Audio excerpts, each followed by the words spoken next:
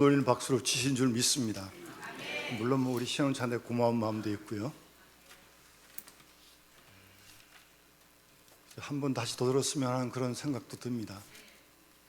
근데 지금은 안 되고 싶잖아요. 우리 교회 홈페이지를 들어가시면 지금만큼 감동은 안 되겠지만 홈페이지를 통해서 다시 들을 수 있습니다. 엘리야의 하나님이 우리의 하나님입니다. 엘리야의 하나님이 나의 하나님이십니다. 엘리야의 하나님이 우리의 기도를 응답하신 줄 믿습니다. 하나님이 엘리야만 사랑하시겠습니까? 우리 모두를 사랑하신 줄 믿습니다. 우리도 간절한 마음으로 기도하면 하나님께서 응답하실 줄 믿습니다. 특별히 오늘 가사 가운데는 그 후반부의 그 가사가 좀 더 오늘은 마음에 와닿네요. 우리의 몸과 마음을 불사르소서. 들으셨어요, 여러분도? 응답하소서만 듣지 마시고 몸과 마음을 불살라달라고요. 굉장한 가사예요. 가만 보면 몸과 마음을 불살라달라. 거룩한 산 제물로 드리라는 거죠. 그런 마음으로 예배 때 이 마음으로 내일도 모레도 우리 남은 인생도 살아가야 할 줄 믿습니다. 어떤 직원이 공장에서 열심히 일을 하다가 시계를 분실했어요. 전자시계가 아니고 째깍째깍 가는 소리 나는 시계였는데 기계가 돌아오고 사람도 많고 그러니까 시계를 찾을 수가 있어야죠. 여기저기 찾다가 도저히 살 수도 없고 소리도 안 들리고, 그래서 점심시간이 됐어요. 다 밥 먹으러 갔어요. 기계도 다 스톱했어요. 그러니까 공장에 아무 소리가 안 들리는 거예요. 그때 가만히 들으니까 째깍 째깍 째깍 시계 소리가 들리더라는 거예요.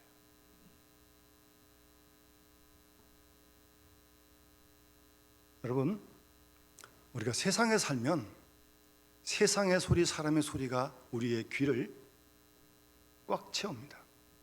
아무래도 세상 속에서는 주님의 음성을 듣기가 불가능한 건 아니지만 쉽지가 않습니다. 그래서 우리가 주일날 모든 거 다 멈추고 이 시간 하나님의 음성을 듣기 위해 이 자리에 온 거 아닙니까? 하나님 말씀 듣기 온 거 아니에요?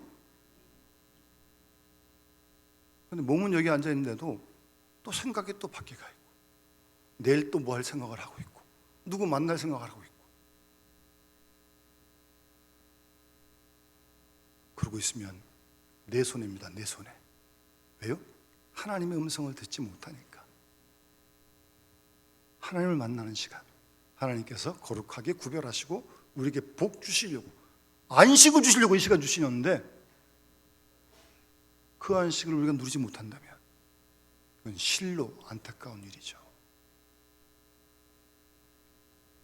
이런 은혜를 사모하면서 우리가 거룩한 주일을 힘써 지켜야 할 줄 믿습니다.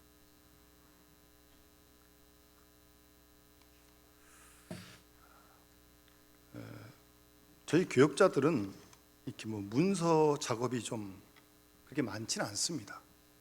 보고서를 매일 쓰는 것도 아니고, 그래서 이게 좀 글을 쓰고 이렇게 행정을 하는 게 조금 늘 그거 하는 게 아니니까요. 그런데 이제 저희 교역자들은 이제 어떤 교회에 이제 지원을 할 때 서류를 준비하는 중에 보면 목회 계획서라고 하는 그런 서류가 있습니다. 가족 상황이라든가 학력, 졸업증명서 등등 건강증명서 다 띄고 거기에 이제 목회 계획서라는 걸 꼭 쓰도록 되어 있습니다. 그래서 이제 어떤 교회 청빙 광고에 응할 때 그런 서류를 씁니다. 저도 부교역자 시절 몇 교회를 제가 옮겼고, 영남교회 올 때도 마찬가지고 목회 계획서를 썼습니다. 그 계획서를 쓸 때 자신의 어떤 그 목회 철학, 목회 소신을 쓰라는 거죠. 거기다가 저는 그때마다 두 구절 말씀을 인용하면서 저의 목회 계획서를 썼었습니다. 한 말씀은 골로새서 1장 28절 29절 말씀인데 그냥 들으십시오. 우리가 그를 전파하여 각 사람을 권하고 모든 지혜로 각 사람을 가르침은 각 사람을 그리스도 안에서 완전한 자로 세우려 함이니 이를 위하여 나도 내 속에서 능력으로 역사하신 이의 역사를 따라 힘을 다하여 수고하노라. 예수를 전파하고 성도들을 권하고 권면하고 모든 지혜로 성도들을 가르치는 것은 이게 뭐예요? 목회 활동하는 거 아닙니까? 왜 하느냐? 그 교인 각 사람을 그리스도 안에서 완전한 자로 세우려 한다. 저는 그게 목회라고 믿고, 물론 완전한 자로 세우는 일은 하나님이 하신 일이죠. 그 일에 목회자가 돕는 거죠.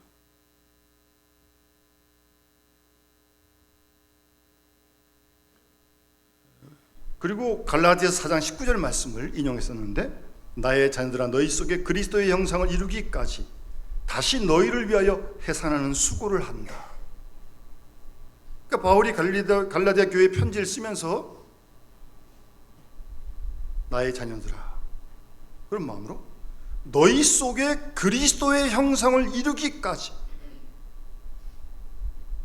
하나님이 하시고자 하는 일이 그 일이에요. 우리 속에, 여러분 속에 하나님이 우리를 창조하실 때, 아담을 창조하실 때 만드셨던 하나님 형상으로 지어졌는데 그게 아담의 범죄로 다 파괴졌어요. 지금 그러니까 세상이 지금 이 모양이죠.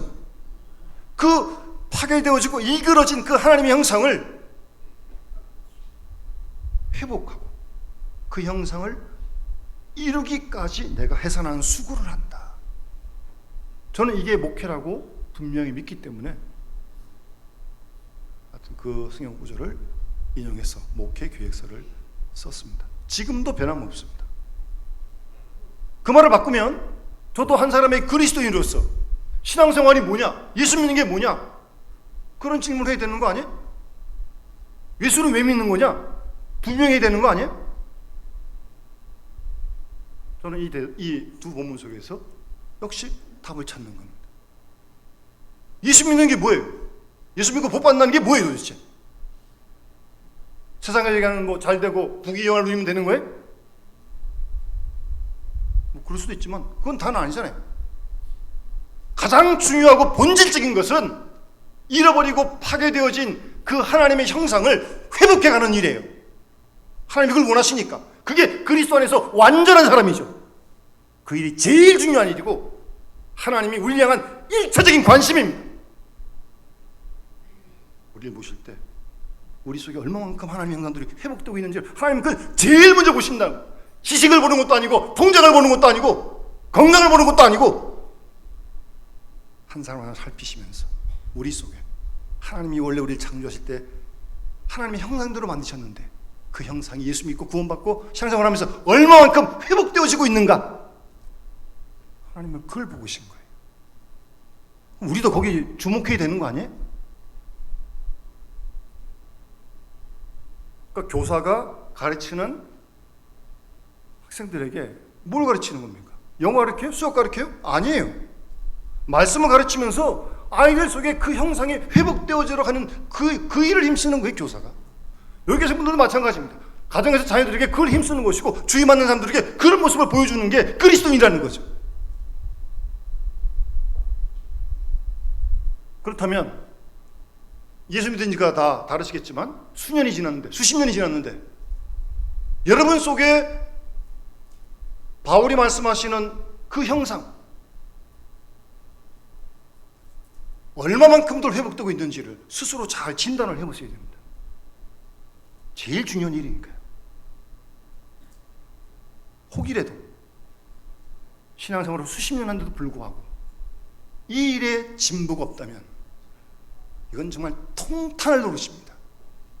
물론 본인이 모르면 잘 모르겠지만 모른다고 그게 뭐 사실이 아닌 게 아니니까. 저는 지금도 마찬가지입니다. 우리 교우들을 목사가 뭐 합니까? 설교하고 신방하고 성경 공부하고 신앙 훈련하면서 여러분들을 그리스도 안에서 완전한 자로 하나님이 세우려고 원하시는데 그 일에 제가 미약하지만 조금 힘쓰는 겁니다.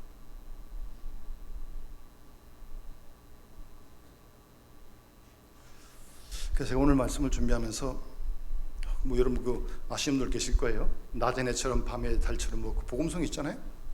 그 2절 가사에 보면 그런 가사가 있어요.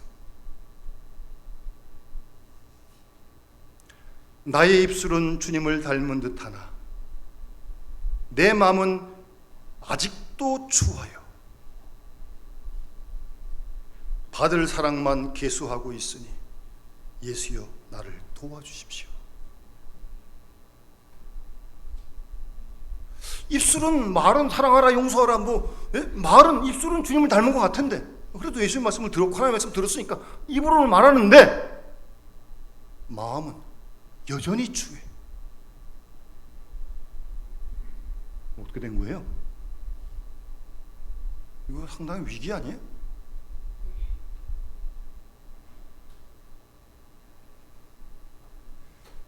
자신을 잘 돌아보시고 살펴보실 수 있기를 바랍니다.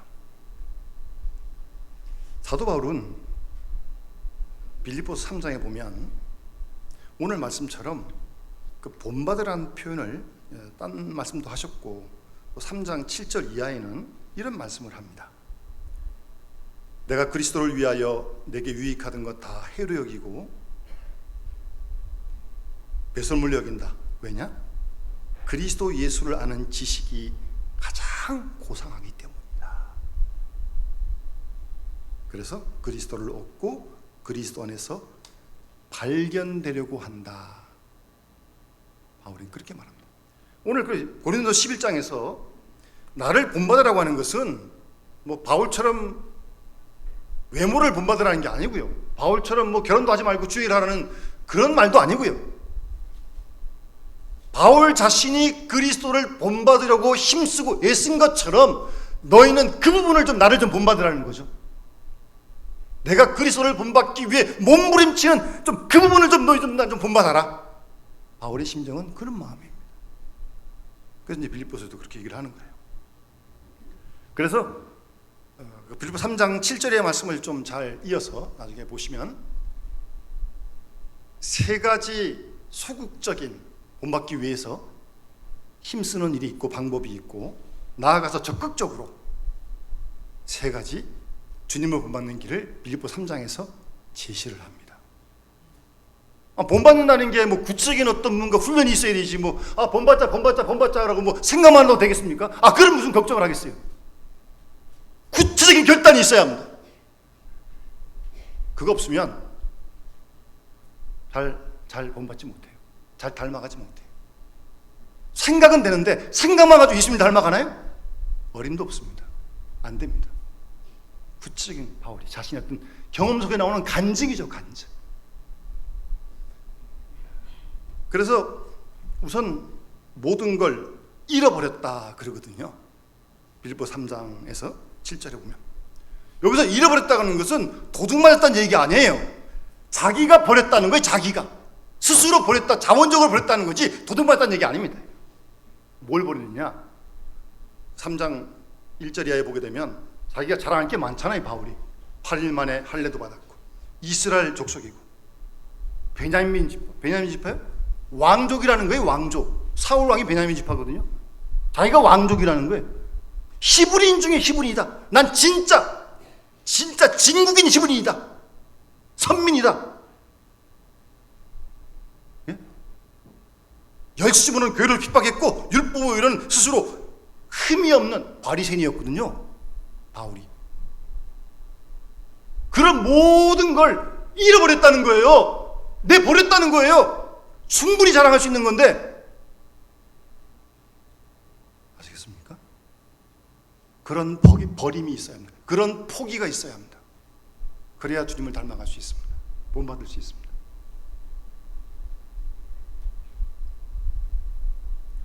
잃어버릴 뿐만 아니라 빌립보 3장 잘 보시면 배설물로 여겼다 그럽니다. 여러분, 배설물 우리가 쳐다보지도 않잖아요? 뒤돌아보지도 않잖아요? 자기가 잃어버린 거 안 쳐다본다는 거예요.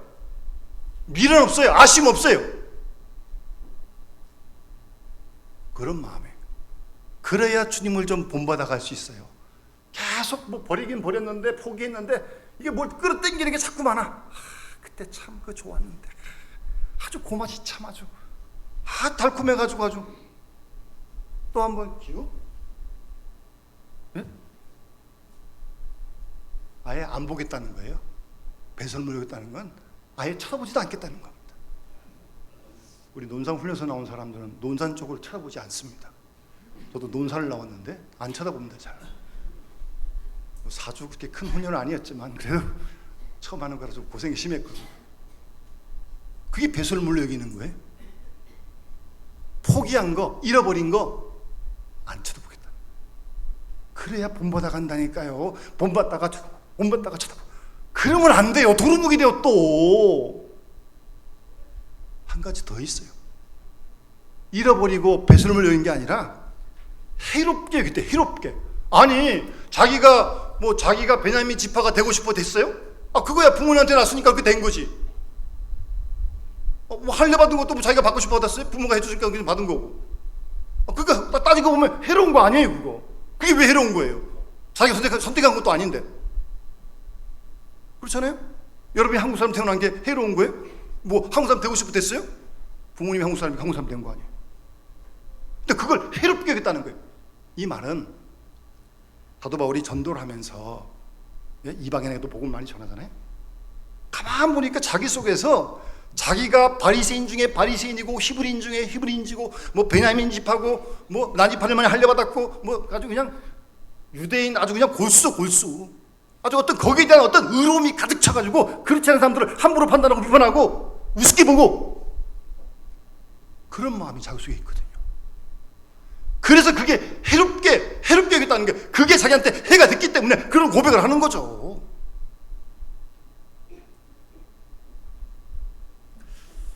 제가 뭐 명예훼손이 될까봐 이름은 거론할 수가 없습니다. 저쪽 시내에 가면 어떤 교회가 있는데 100년 넘은 교회입니다. 그 교회는 이제 예전에 그 당시만 해도 뭐 그런 건 잘 없었는데 그래도 양반 출신이 좀 많았던 교회예요. 근데 거기서 이제 우리처럼 투표를 한번 했거든요. 일꾼을 뽑으려고. 어떤 분이 됐는데 이분이 백정 출신이 됐어요. 옛날에 백정은 상놈이었거든요. 그래서 거기 있던 양반 출신 사람들이 나는 저분하고 저 사람하고 교회 생활 못하겠다.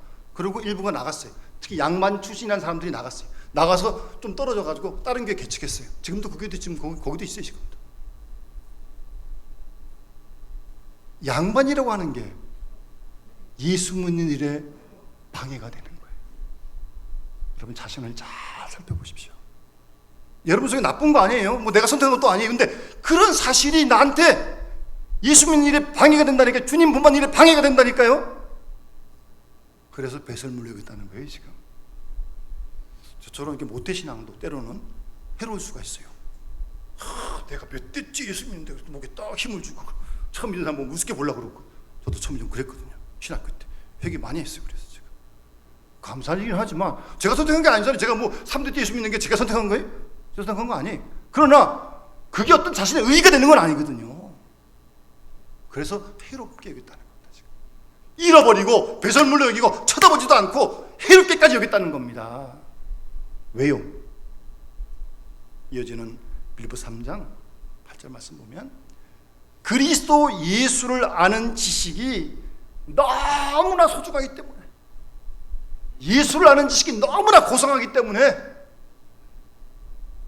자기가 자랑할 거 잃어버리고 배설물 여기고 해롭게 여겼다는 거예요. 이유는 거기 있는 겁니다. 예수님을 아는 지식이 너무나 소중해서. 이 말씀을 제가 묵상하는데 여러분 예수님이 천국 비유를 말씀하실 때 어떤 농부가 밭을 갈다가 밭 속에서 보물 항아리를 발견했어요. 딱 덮어두고 가지고 집에 다 팔아가지고 그 밭을 사요. 그 밭을 싼 거예요. 밭을 산 게 아니 이 사람은 보물을 산 거예요. 보물. 그러니까 가진 거 다 팔아가지고 아깝지 않아요. 돈 더 줘도 보물이 밭 속에 있으니까. 그리스도를 예수를 아는 지식이 너무나 소중하기 때문에 자기 가지고 누리는 거 잃어버리고 포기하고 배설물 여기고 해롭게까지 하겠다는 거예요. 그럼 도대체 그리스도 예수를 안다는 게 뭡니까? 여러분 다 예수님 아니까 이 무더운 날 나서 예배를 드리는 거 아닙니까? 다 알고 계시죠? 예수님을 안다는 게 뭐예요? 근데 좀 정확히 아셔야 돼요. 근데 간혹 제가 어떤 청년을 오랜만에 만났는데 청년 때 신앙생활 열심히 했던 청년이거든요. 그래서 야, 너 요새 교회 가니? 아, 요새 바빠서 교회 못 갑니다 그러더라고요. 그러면서 그래요. 목사님 걱정하지 마세요. 제가 교회는 못 가도 하나님은 잊어버리지 않습니다. 잊어버리지 않겠지. 그 교회를 그렇게 오래 다녔는데 뭐 잊어버리겠어요? 머릿속에만 있는 하나님, 그거 모르지는 모르는 건 아니죠. 근데 여기서 얘기하는 하나님을 알고 그리스도 아는 지식은 그런 거 얘기하는 게 아니에요. 여기서 그리스도를 안다고 하는 것은 예수님의 인격과 내가 만나는 걸 얘기하는 거예요. 인격과 인격의 관계가 아는 것으로 이루어지는 겁니다.